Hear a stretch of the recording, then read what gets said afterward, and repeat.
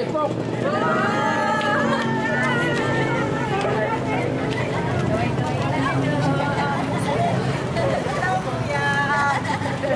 Morning, kuya. Morning. Tapos ito nasi. Masaya kami. Hello. Uwi naman kayo dyan.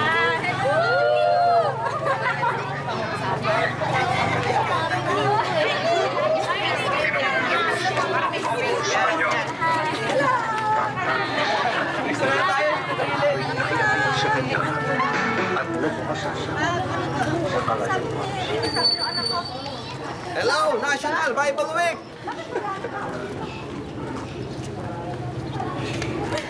Oh, kawan, Facebook. Facebook.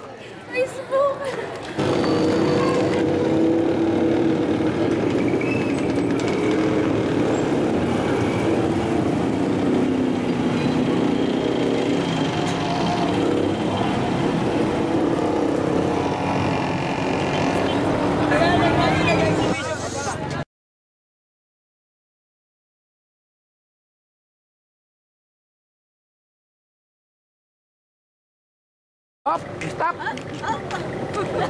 Kasi lang nga, video to eh. Video ah.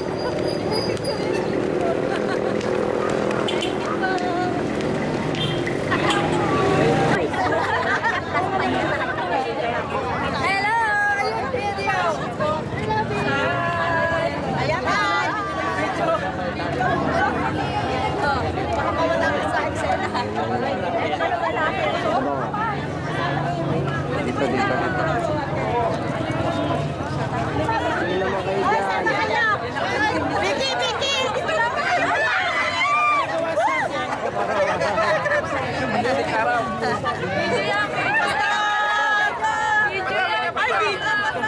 Video ba yan? Video.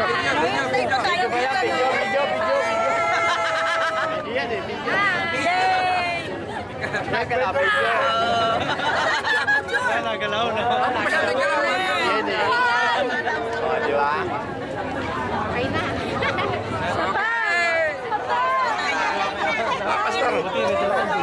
Okay, may lagay natin sa pan.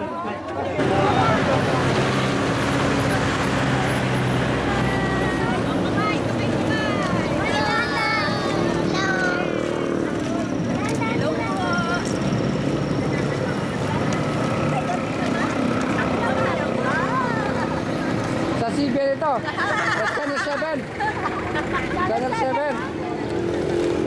Sa Kapuso to, Kapuso.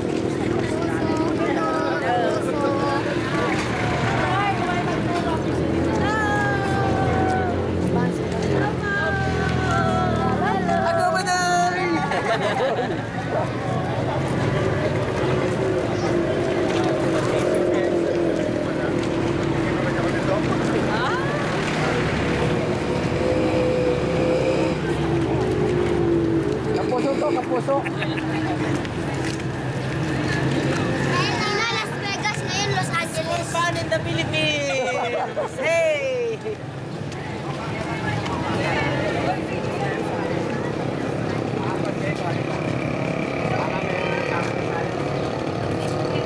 Channel 2 yan.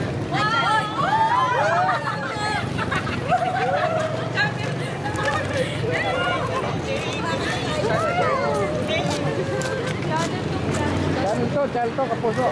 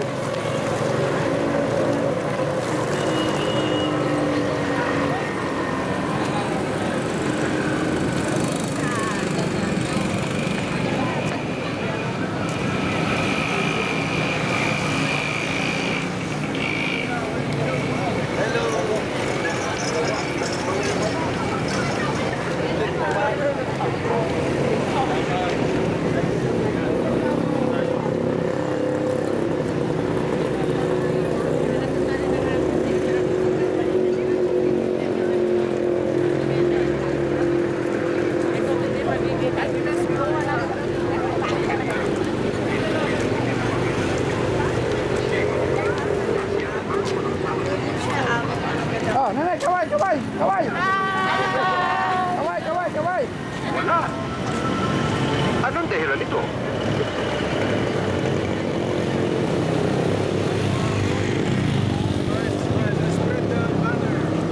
Kaway, nasa Facebook ito, nasa Facebook.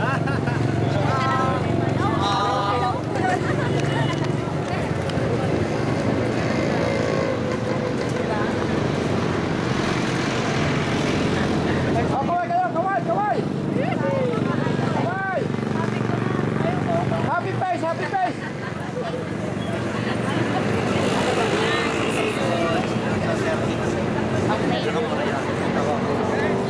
Kaway, kaway, kaway.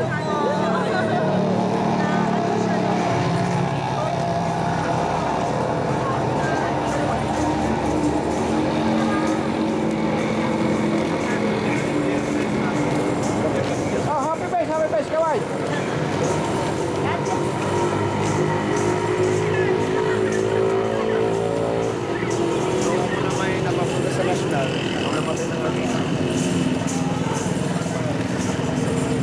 Kasama na. Ikumusta ninyo ako kina Priscilla at Aquila na mga kamag-asawa ko.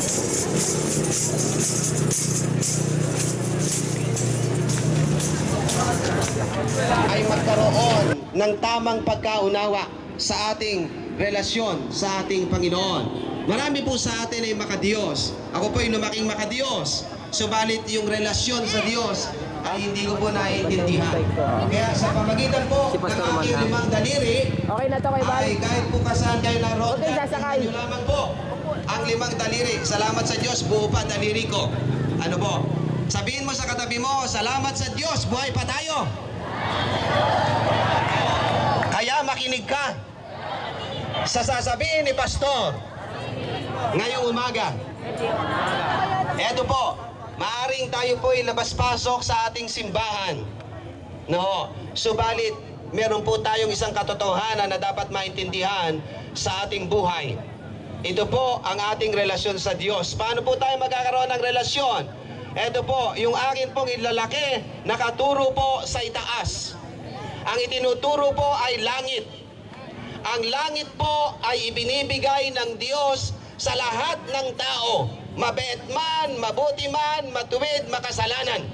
Lahat po ng tao, nais ng Diyos na makarating sa langit. Kanino po ibinibigay ang langit na yon?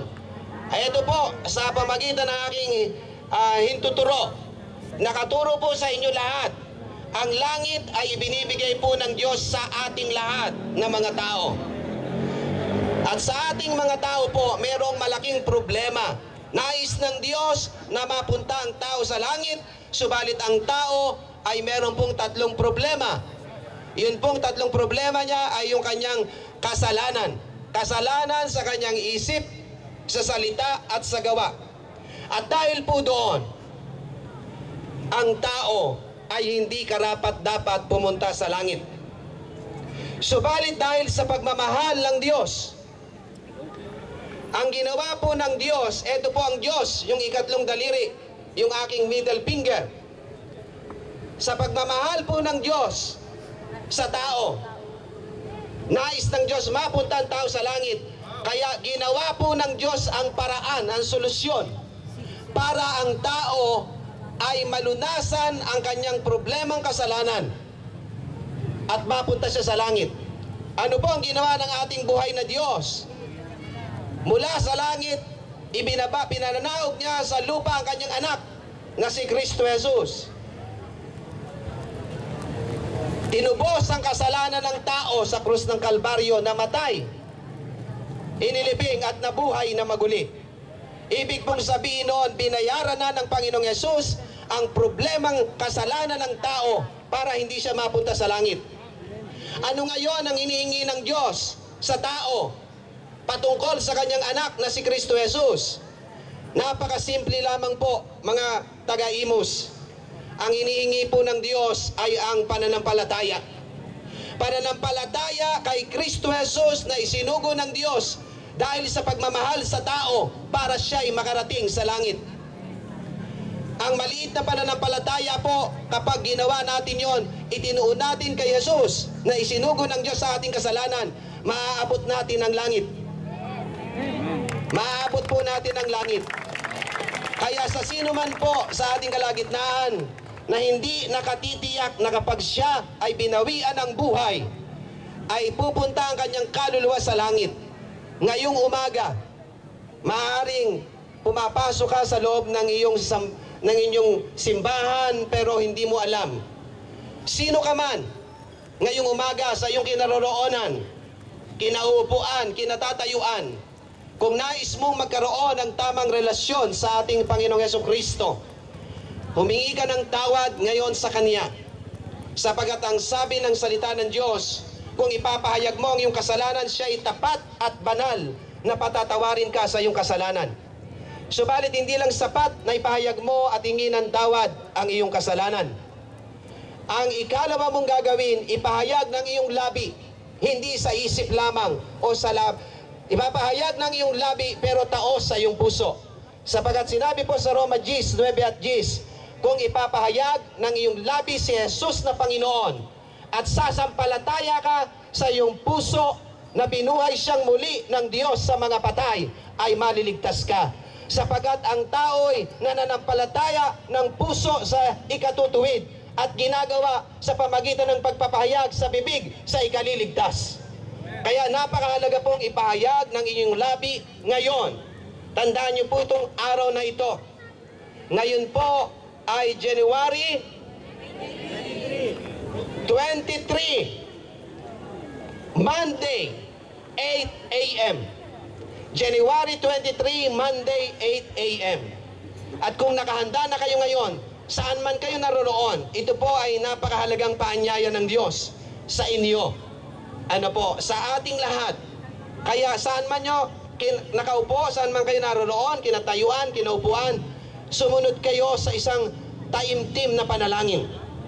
Sapagat kailangan ipahayag ng inyong labi si Jesus na inyong Panginoon sa pamagitan ng pagsampalataya ninyo sa inyong puso.